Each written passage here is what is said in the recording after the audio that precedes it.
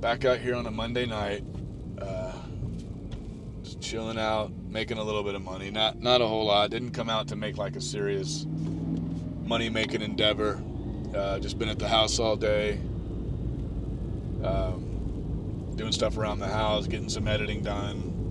I had 3 videos to get uploaded from the past 2 days, so I got, well, really since Thursday, and finally got those all uploaded.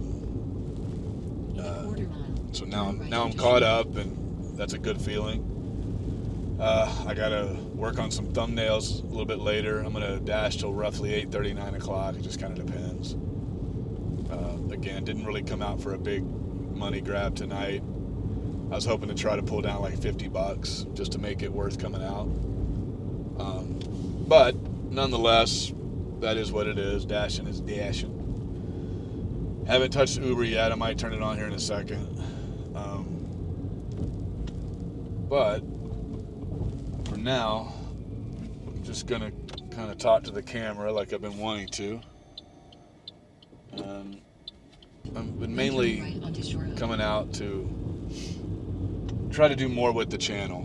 I was talking in the last video how I wanted to start changing things up a bit with the channel and the videos that I make, because most of the content that I make is centered around the gig economy stuff, and in essence it still will be.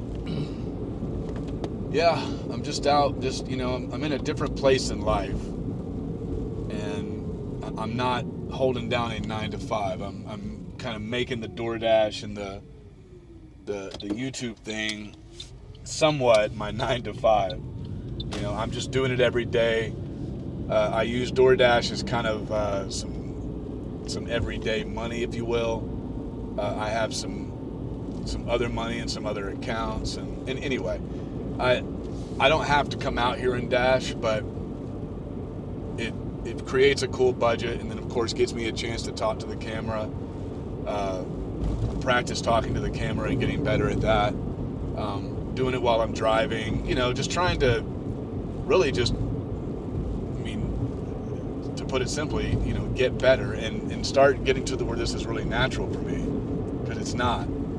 And I like talking, but it's much easier for me to talk to another person and be conversational than it is to talk to a camera, which is in essence an inanimate object, but the fact that it can record what you're saying and then you can broadcast it out to the world, that's something that is appealing to me, right? And something I want to get better at.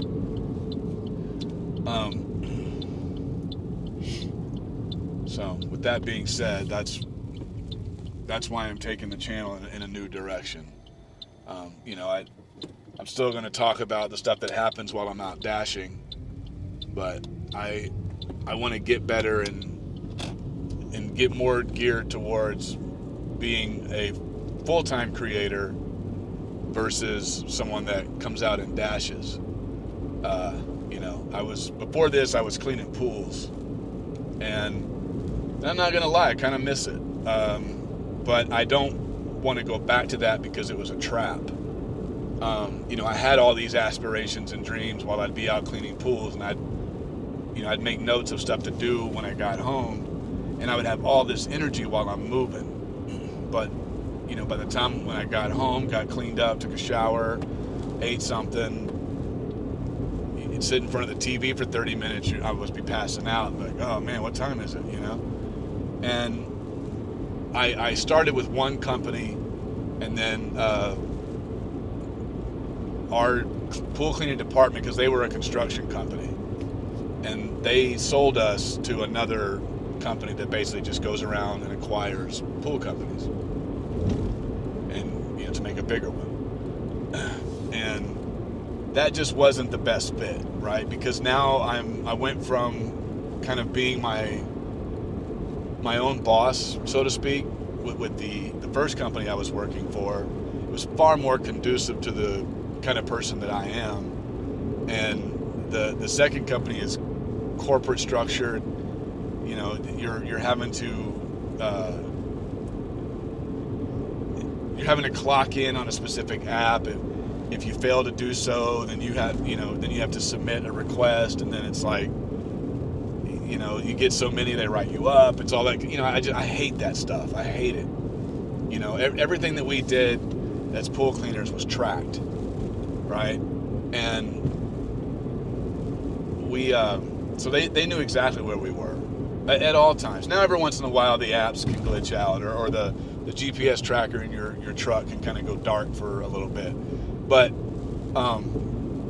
for the most part, they knew where everybody was. So it was not an issue. But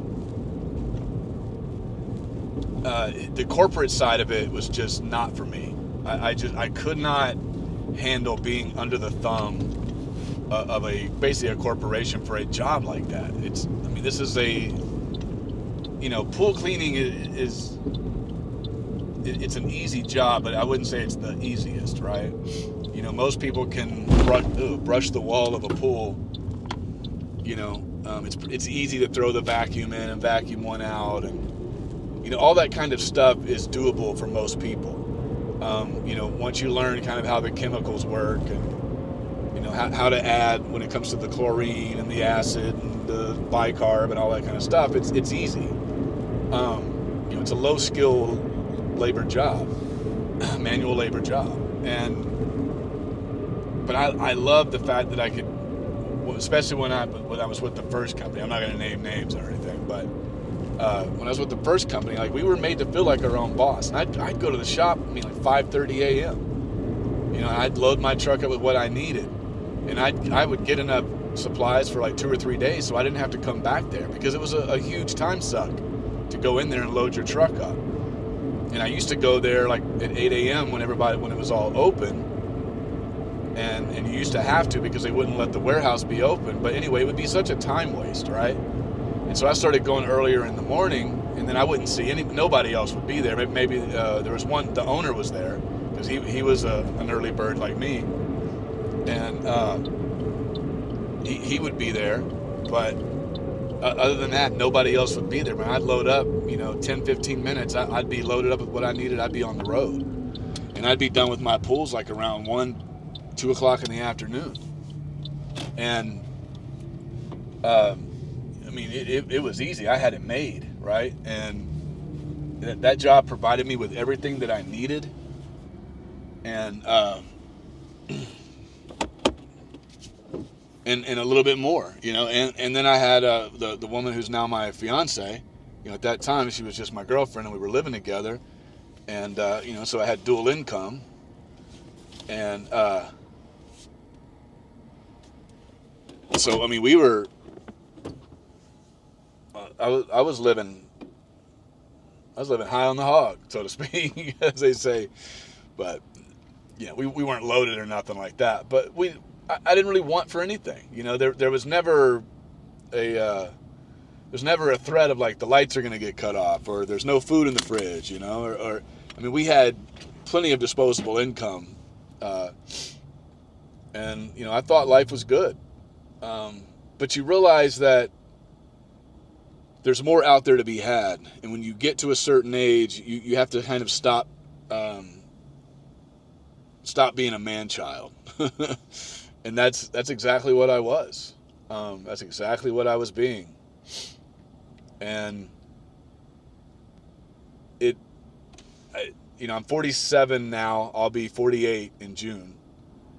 And 45, so roughly 2.5 years ago, I stumbled on, I cannot remember the podcast. I watched a lot of podcasts or listened to a lot of podcasts when I was cleaning pools, listened to a lot of audiobooks, and I stumbled on something, and there was this guy, an author by the name of Robert Sapolsky, and he was talking about how we as human beings don't have free will. And it was kind of blowing my mind, some of the stuff that he was saying. It didn't make any sense. I've gone my whole life thinking that I've made all the choices for my life. And as it turns out, I haven't made the majority of the choices for my life. And that where I was at in life was basically me accepting options that were created for me, right? And free will is an illusion. It's We think when we wake up in the morning and we choose to, say, have bacon and eggs over cereal, or maybe you go with some grits or whatever, you want a smoothie or a cup of coffee versus a glass of orange juice. We think that we're choosing these things, but really, these are all things that we associate with breakfast. And depending on what we did the day before, it can dictate what you are craving the following day. And we go through life just thinking that we're choosing everything. Like, oh, I feel like having a soda right now, or I need some water right now. And really, you're just kind of being dictated by your body, your body chemistry. If you're familiar with the chemicals in our body, like dopamine, serotonin, oxytocin, these chemicals that we score on a daily basis, and a lot of us don't even know that we're doing it. The little small victories in life that you can score dopamine with, right? Serotonin typically associated with new experiences. And oxytocin, I believe, is like the bonding hormone or something like that. Anyway, these things, we like scoring these chemicals. We like having this feeling of these chemicals in our body. It makes us feel good. And it's like a built-in drug that we can score by doing things or meeting people or trying something for the first time. And it's an interesting concept, I guess. When he first started talking about free will, or the lack thereof, I remember kind of getting sad and depressed, because I was like, well, I've got to be able to make decisions, because how could I have changed in my life, right? And the reality is there is this intrinsic force within us, these intrinsic attributes that want to succeed and be better. For most of us anyway. Some of us just desire it and we never make a move to achieve it. And a lot of times that's because someone else has told us through the majority of our life that we don't deserve to have what we truly desire. And I personally think that sucks, and I think you should reject that. But it's easier said than done. Sorry, I had mowed the yard earlier and it messed my nose up. My allergies are kind of having a fit. But I think I lost my train of thought. Sorry. I think accepting one's lot in life, right? You've heard that phrase. You've accepted this as your lot. There's a lot of things that I've accomplished in life, and there's a lot of hobbies I have. And I like doing things. I like new experiences. I like explaining things. I've done sales. I've worked in warehouses. I've worked in management. I've had a lot of different kinds of jobs. And I've never felt as good as I feel right now, having to wake up every day and forcing myself to hustle for really this little dab of gig economy money that I go out and earn almost on a daily basis, right? But I've never felt more in control. I've never felt like I've been this closer to free will. And that's really, I think, the best that I can do is just pursue it. It's like and with happiness, the pursuit of happiness. Happiness is a mood, and it's fleeting, and it will leave us, right? It doesn't stay with us. We have to keep seeking it out in order to find it. But I've found that happiness is wherever I'm at with what I have, or it's what I have with wherever I'm at. Meaning that contentment, you find happiness in what you already have and where you already are. not trying not killing yourself to be someone else, not killing yourself to try and live up to someone else's standard. You have to set your own standards, and when you set your own standards, that's where you're going to have the majority of the control over your life, because you're setting your own parameters, your own thresholds of where you want to be in life. That's really the only thing that's going to get you to where you're going. Goals are secondary to standards. Goals are good to have, like, hey, I want to make 6 figures this year, or whatever your thing is. But you're going to have standards in order to get you there. Otherwise, it's just empty words that you say. You can write it down. You can, put it on your bathroom mirror where you see it every day. You could put it on your coffee pot maybe where you see it every day. But if you don't have any standards, chances are you're never going to put, any effort into achieving that goal. A standard could be like, if you want to earn 6 figures, it might mean that you have to get up at 5 a.m. every day. And you could say, okay, I cannot sleep past 5 a.m. And if I want to make that amount of money this year, I've got to be up by 5. I've got to be at bed by 9. I have to work as many hours as I can. I have to squeeze in as much work as I can in the hours that I have to work. And, if work was all you had, then chances are it's a lot easier time. But maybe you have a family. Maybe you have children, a husband or a wife or a partner, and that you have to spend time with, right? And you have to, now you're divided up. Everything's chopped up, right? Well, there goes more of that free will, because now everything that you take on, you're kind of owned by. You're not really choosing to have, you're choosing to have like people in your life. You're choosing to have a certain job. You're choosing to have goals. You're choosing to set standards in order to achieve those goals. But they own you. They own your time, because in order to have them all, you have to trade some time to keep them and hold on to them. And that's, how money works, right? Most of us don't just get free money. There's a lot of people that do, but the majority of us do not. And we have to trade our time for it. So we have to give something up for money, right? And time is really it's the most valuable commodity, right? It's more valuable time is more valuable than money, because there's other people that they want to spend their time doing what they want to do, and they have enough money to pay you for your time to do the things they don't want to do. And that's where real freedom comes in, really, is when you can afford to buy someone else's time so that you can do whatever you want with yours, right? It's like if I made $500 an hour, I'm not cleaning my house anymore.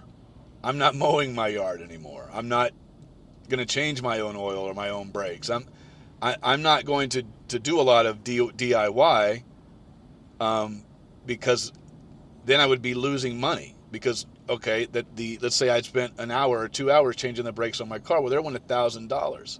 Now I'm out the money I spent on all the brakes and the equipment that I needed to swap out the old brakes with. I'm now out that 2 hours, which equaled $1,000. So before you know it, changing my own brakes, maybe I'm out $2,500, $3,000, right? If I'd paid someone else to do it, I may have only spent $600, maybe, or $300 or $400, whatever it is, whatever brake changes are. I haven't paid someone to change my brakes in a long time. That's telling right there. I do it. I've been doing it myself for the last few years, right? But let's just say a brake change. I think the last time I checked on a brake change, it was like $300 or $400. It's probably gone up since then, because that was a few years back. But I would pay someone else to do it if it meant that I'm going to lose $500 an hour, because for that 1 hour or 2 hours that I'm going to go change them, I could pay someone else $300 or $400, and if I made $1,000 in that hour, right, it can just come out of that budget. And that's where freedom comes in, and I'm not going to say that money is the only way to have more free will in your life, but it's a good start, right? Um, I think there's more important things in life than just money. But I look at money as a tool. I'm not obsessed with money as a I don't look at money as like it's some kind of a god that I worship. I don't. But money buys access, and it does achieve freedom on a human level. When it comes to trading your time for money, if you can get a premium for your time, like I said, if you're 500, $1,000 an hour, and someone else is like I used to be, cleaning pools for, I was cleaning, what was I make? $16 a pool, and I would average 2 pools an hour, so I was earning like $32 an hour. I'm selling my time at a discount. I'm not maximizing every dollar for my time. There's people who make $7 an hour. I mean, think of that, and I mean, there's people who are worth millions of dollars an hour, right?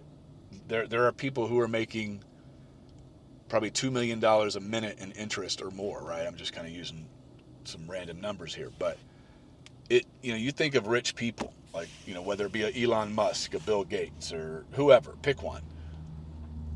Those people have money sitting somewhere that earns interest. And that money just makes money for them. And then they still go out and trade their time and make more money while their money's making money for them. And, that's why they have their multiple revenue streams, right? Because, you can only do so much with the time that you have, with the energy that you have. You can only do so much. So that's where I'm at right now with the limited amount of time that I have left on Earth. Like I said, I'm about to be 48. Let's just say I live another 30 years, I'll be 78 years old. If I even make it another 30 years, which really 30 years sounds like a long time, but it's not, because the first 48 have flown by. I just woke up one day and I was 40. I was like, whoa, okay, this is happening. I just woke up one day and realized, like, damn, I'm in my 40s already. Huh.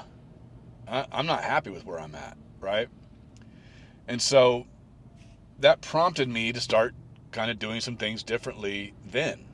But it was slow, and I'd lose track, and I'd lose sight of where I was, and I'd get comfortable, and I'd procrastinate, and I've always had an issue with that, right? And I'd waste time, and I never could really get a handle on time. And I as I got older, like somewhere around the age of 34, I really started losing energy, and I'd always heard, well, it's low T, when you start losing it, which is true. I mean, you do that, all that stuff does deplete, like when you get 30 and get past all that time. But there was a lot of bad habits that I had. I had bad dietary habits. I wasn't like massively overweight, but I was a little bit, past what my weight should be. And I didn't, for a long time, I don't think I ate I think I ate one meal a day and I snacked the rest of the day. So it was all processed. And, the one meal I ate was probably, the majority of it was probably processed. I just didn't take the best care of myself, and I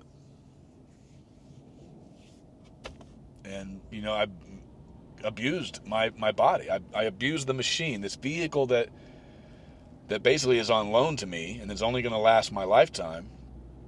I wasn't taking good care of it. I was not doing proper maintenance, to my machine here. And so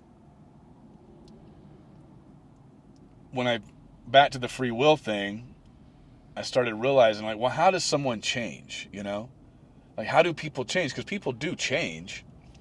Well, at least it seems like they do. It's like, how does someone turn their life around? Like, how does someone who, let's say, was hopelessly addicted to drugs, or people who have just wrecked their life, maybe through bad relationships, maybe through a life of crime, through drugs, through whatever, and somehow manage to turn their life around and go on to be successful, I like, how does that happen? How does that happen if you don't have some level of free will? And the answer really is that free will exists, right? Or at least will does. You're free to make choices. You're free to put effort into areas of life that can make you better, that can make you more successful. And kind of the organic outcome is that you will be better. Um, but most of the people most of us, humans alive right now, um, will be living based upon teachings that they have learned since the time that they were born, basically. Whether that's through parents or whoever raised you, or whether it was one parent or both parents, or whatever the situation was, whoever was in your life. And then as you get older, you'll build like your own little social network of friends, and some of them will have an influence on you, right? And kind of depending on your level of confidence, your level of security and self-esteem, which a lot of that is learned within the first 7 years of life. And let's say you're not as confident as someone else that you meet, but that's appealing and attractive to you, and you think, gosh, I'd like to be more like this person. So you start copying what they do. And we think that we're choosing it, right? But the reality is, if you weren't raised with the proper level of healthy confidence and healthy self-esteem, you're more than likely going to follow what someone else says, because you've been trained to do so, programmed to do so. And this is kind of an oversimplification of the human, psyche, if you will. But in order to have free will, or at least get as close as you can to it, it takes awareness. Awareness is probably one of the worst things on earth, but it's also the absolute best thing on earth. It's a double-edged sword.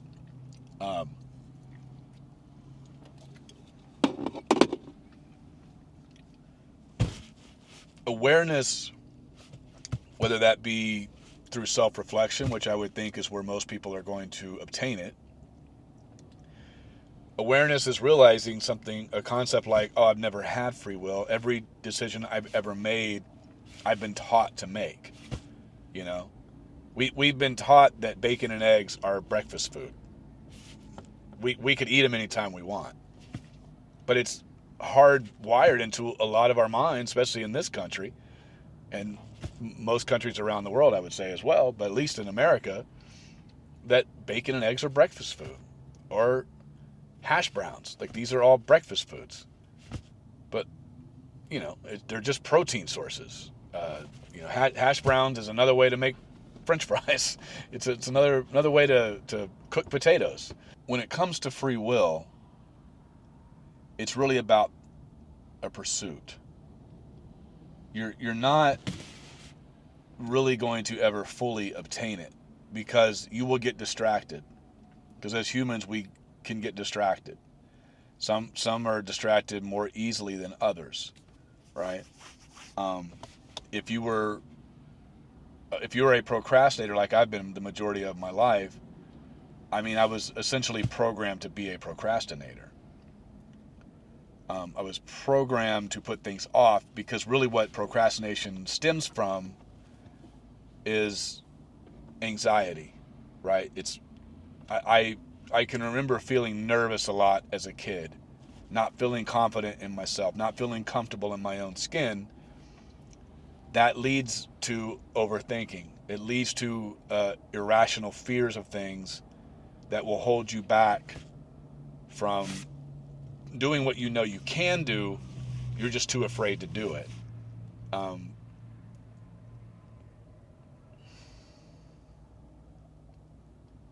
All of that can lead to procrastination, putting things off, right? And it still goes on. I'm fully aware of it. The difference now is it's easy for me to recognize. When I know that I have things to do, I'll write down a list, or I'll even put it in my notes app with the little like a checklist, the little bubbles next to it, so I can check things off. And I've been doing a lot more of that lately. But there was once upon a time where I had like 100 different lists, and I thought I was being organized, and I got nothing done because I made the job just making lists. I thought I was doing things just by simply planning, when really I was just creating this busy work that was achieving nothing. But in my mind, I was convinced that I was, going to be better, and this was going to work for me. And it never did.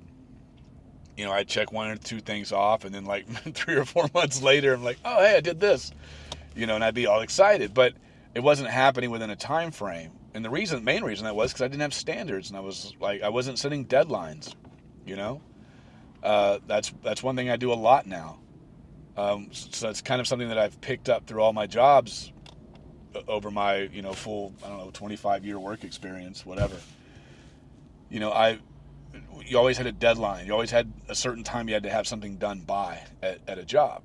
And so I do that now with my personal life. If I have to clean the kitchen, I look at what time it is and go, okay, it's, 3:25. The kitchen needs to be spotless by 4, right? So there's, excuse me.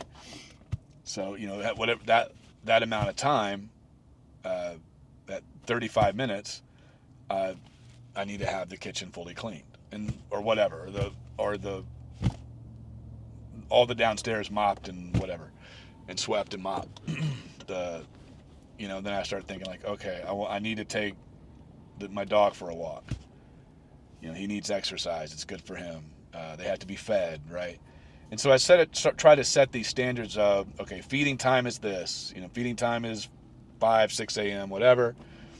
The second feeding time will be at 4 or 5 in the afternoon, whatever. I set those times, and sometimes I set reminders to help myself stay on track, because I'll get distracted. So that's the only way that I can really have free will, which is still just an illusion. I had to construct my own system to start achieving what the level of success that I feel I need in order to actually be successful and be where I want to be in life. And I'm 48, or almost 48 now. In 10 years I'll be 58.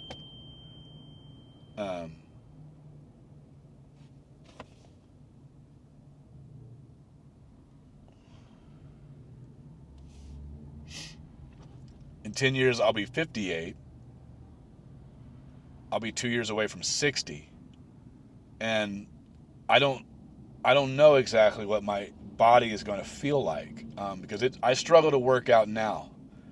It's hard to stay motivated. I mean, there's times where I put in a hardcore workout, like I really do it, and I'm sore for 2 or 3 days, and then it's like I come back and do like a lighter workout so I don't feel like that, and then it's like I don't get the same rush from it, and I might take like a week off. So that's a constant battle that I've been going through the last year.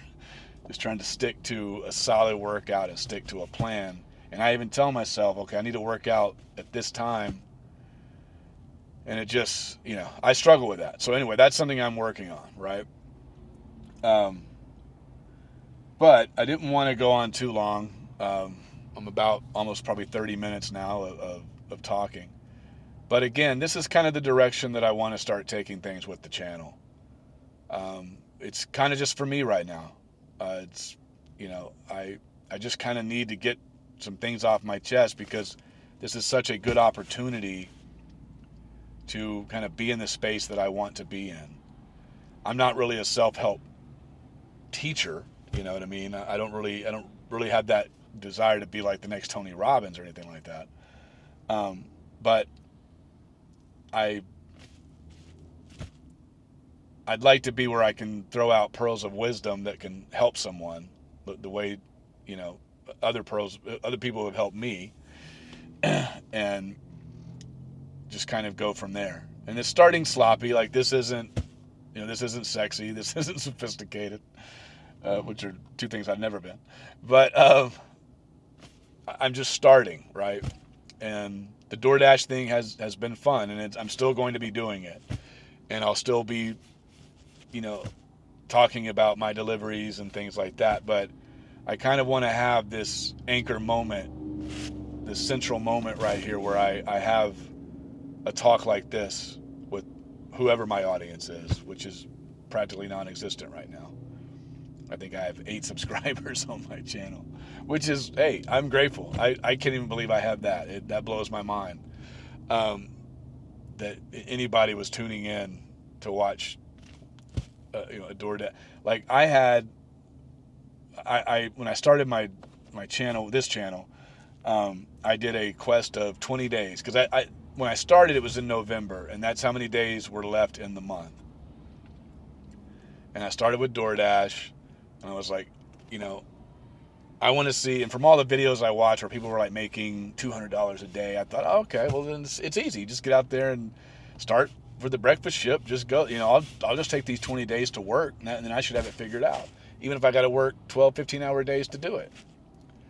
And, I obviously I got out there, and if you watch any of those videos, you'll kind of see where how close I got to that goal or how far away I got from it. But that was something to focus on every day. For 20 days straight, I went out and did food delivery. And for the first week and a half, it was easy. And the week that Thanksgiving was on, that was the toughest because I had to now squeeze in like family events and seeing other people. And, like now I have a fiance, and, her and I were kind of going through a rough patch at the end of last year. And, really almost all year long, but, she had moved out in August, and she's now coming back, and we're engaged, and we managed to work it out. So I'm totally grateful for that.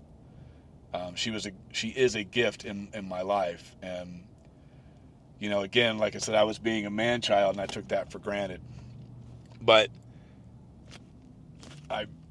sorry for that rabbit trail, but I when I started with the DoorDash, I was coming off of all of that kind of pain and stress, and my pool cleaning job was not working out, and I was trying to get a better route with that company, and it was not happening in the window that I wanted it to happen in. And I had just recently, within that year, I had recently started trying to negotiate for things, because I don't think anyone gets in life what they deserve. I think they get what they negotiate, right? So I learned that from Gary Vaynerchuk. He said, no one in life gets what they deserve. They get what they can negotiate. And I could have compromised. I could have stayed there. I could have made life a little easier by doing so. But I was fed up. I wasn't happy. And I'm ashamed to admit it, but I was at a point where, like, I'd rather be dead than work at that company one more day. So something has to change. Something has to give. And I'm not in a position in my life anymore where I can just accept what someone else is giving me. I cannot allow my time to be controlled anymore. And so I thought this DoorDash thing was going to be it, my ticket out. And so anyway, when I started with a 20-day quest of going out every day, as I stated. And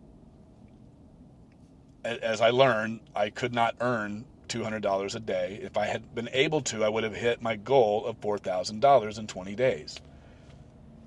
But, I mean, the closest I got, I think one day, and this was when I finally got on, because it took about a week to get on UberEats. I started with DoorDash. DoorDash let anybody on. But I got on with UberEats, and I had one whole day of like multi-apping back and forth between the two, because I was told, like, well, if you want to make the money, that's what you got to do. Okay. And I made $133 on that first time out. I was like, oh, okay, I guess I'm getting the hang of this. I just needed 75 more. I just need to figure out, okay, I'm just taking too many bad offers, And then no matter what I did, whether it was cherry picking or taking every order or multi-apping and stacking to dirty stacking to just everything, I couldn't get to that $200 mark, and I still haven't done it yet. And that's another goal that I have. But I feel I'll be able to do it this year. I want to exceed it, but I at least want to hit a $200 day. Um, it's tough. I may have to venture out into other areas around where I'm at. I'm in a suburb of Houston. I may have to get a little closer to the city, but I I mean, there are offers coming in all day long, and it shouldn't be that complicated. But what I'm trying to do is make the most I can in a shorter amount of time, not have to go out and work from sun up to sundown to make $200. It just isn't. When you're burning through so much gas, it isn't worth it. I mean, even though I drive a Prius, I don't spend a lot on gas, thank God. Um, it there's still that, you still have that as an expense, and you still have to consider that in, right? So I said all that to to say that that was what I started this channel on, thinking that I was really going to be making like $200 a day. And as I've gone on to learn, it used to be easy to do that, and it's really not that easy anymore. And so I'm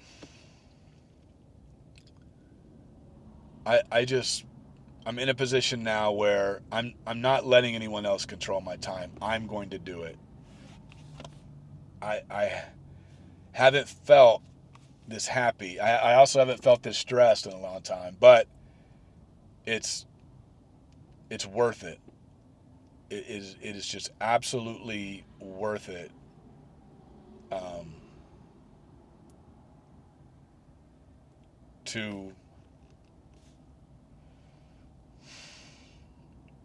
To feel this, to be able to have this much control over my fate, my life. Because when other people have it, they're never going to appreciate your life, or your time, I should say, in the way that you do. They're just not. And if you don't appreciate it, I mean, sure as hell no one else is going to. No one else is going to. You're going to have to love yourself first. You're going to have to respect yourself first. Otherwise, no one else is. Respecting yourself is a standard that you most certainly want to adopt. A healthy level of respect. I'm not talking about narcissism or something like that, but which is easy to kind of be able to do. It's kind of easy to get carried away and let it go to your head. But I'm gonna go ahead and kind of wrap this up. It's been a good experience. This is kind of the first time where I've talked to the camera like this and just kind of going off the dome. I want to cut down like on the ums and the and I want to cut down on all that. And as I start watching this back when I edit the video, I start realizing like, okay. And because when I first started, like, you can go watch, my first stuff. It's rough, and the video quality is not that great. It's I just started, right, and it's like I've watched so much content and how to create content, and this is here's the titles you use, here's the thumbnails you use, here's what to say. But most of us, if you've heard of Think Media, the guy that I think the main guy that runs that channel, his name is Sean Cannell, and there was a video I was watching of his where he said, just start. It's going to be messy, it's going to be sloppy, but you got to just get through that part. You have to start somewhere. Just start doing something. Just make it. Just get it uploaded. There's another famous video where Mr. Beast was talking about, he goes, just start and make 100 videos and then change something or try to improve something with every video that you make, right? So from 1 to 100, you should have made 100 improvements over the course of that time that you made those 100 videos. He goes, then at that point, that's when you can start looking into thinking if you're going to be a full-time creator or not. And so that's where I'm at. I'm trying to make all the videos I can. I mean, I'm making content almost daily right now. It's super exciting just because I've never taken it to this level. I've never thought I was really worthy of it, or I guess capable of doing it. I knew that I wanted to do it, and I would sit around and think about it all the time. The old paralysis through analysis, or paralysis by analysis, something like that. Um, and I would never do anything. And I'm a musician. There's I've done some stuff where I've like uh, put like my music, or videos of me playing in cover bands and stuff like that, and playing guitar on video. Um, and that's always been more my wheelhouse, because I've done that for 30. God, I don't even remember how long it's been now. Yeah, over 30 years. So it's like 32, 33 years, something like that now. Started at 14, 15 years old, 15 years old playing guitar. And, I still do it to this day. I still play in a cover band. We don't play that much, but at one point in time, that was my job. And I worked for a decade, about 8 years, to get into a band where I can make a full-time living on the money that I made playing music. And, I busted ass to get to that point, and I did it later in life. I wasn't in my 20s. Like, that's when I wanted to do all that, and that would have been a better time to do it. And I could possibly be, possibly, I could have maybe gone on to have like a record deal, or make my own music, which I have made plenty of. But I've always made money from cover bands, because I never had like the confidence I needed to really put my music out there and to follow that dream like I wanted to. I was a prisoner of a mindset. I I wasn't trying to achieve free will. I certainly didn't have it. I thought I did. I was certainly dreaming big. I certainly had the aspirations, but I wasn't putting any effort in because I've been made to feel like I'm not good enough my whole life. And that's okay, because you're going to encounter that in life. You just are. And confidence, it's such a simple word, but it means so much if you really look it up and start thinking, how could I be more confident in life? Right? What are the steps I would need to take? Like, what is self-esteem, and how would I raise it? Like, how would I get a healthy level of self-esteem, a healthy level of confidence, where I'm actually confident and not arrogant, right? And these are things that you have to study, and you have to be aware that, I'm not where I want to be in life. I don't have what I want to have. I haven't achieved what I have desired to achieve. And then you have to kind of find out what it is exactly that you want to achieve, right? What I ultimately want is to wake up every day and do the work that I want to do, and I'll do it till the day I die. I don't care. I love being active. I love moving. I love being busy. It makes you feel younger, and internally, at least, like physically, and I would say in your soul, it makes you younger, or it maintains your youth, I should say. So I like moving. I've grown up my whole life being around, people who were, say, well into their 80s, and they get up 4 a.m., 5 a.m., and they've done that for 40 or 50 years. And they work, and they'll do physical labor in their 80s. I mean, it blows my mind. But it's a mindset. It's a excuse me. It's a mindset. Something that I heard a while back. It was a guy named Luke Belmar, and he had this video where he talks about mindset, skill set, habits. And I think Jim Rohn used to say that too, if I'm not mistaken, because I'm pretty sure it's biblical. But I mean, that helped transform my life. Those three words started putting me on a course to transform my life for the better. You know, but in order to adopt a better mindset, you you have to have awareness. You have to want to be aware of who you are and where you're at. And a lot of people are not going to be prepared to do it. Because it will mean abandoning some long held beliefs that you've had your whole life. You will start realizing that there are things in your life that you were incorrectly told. You were given misinformation. and and it sucks. It hurts, it's painful. It's painful, and you're going to realize that people who loved you uh, gave you some bad information. Not because they wanted to hurt you. They didn't know any better. They just didn't know any better. You can go back to your parents when they were young and they first had you. They were young, figuring their life out. They made a lot of mistakes, and some of that information, that false information or erroneous rhetoric or whatever, got ingrained in your brain because they, at the time, they told you that's what they believed, or that's what they knew to be true or believed to be true. And that's why we don't really have free will, because we live off of an old rhetoric passed on to us, programmed into our brains by someone else.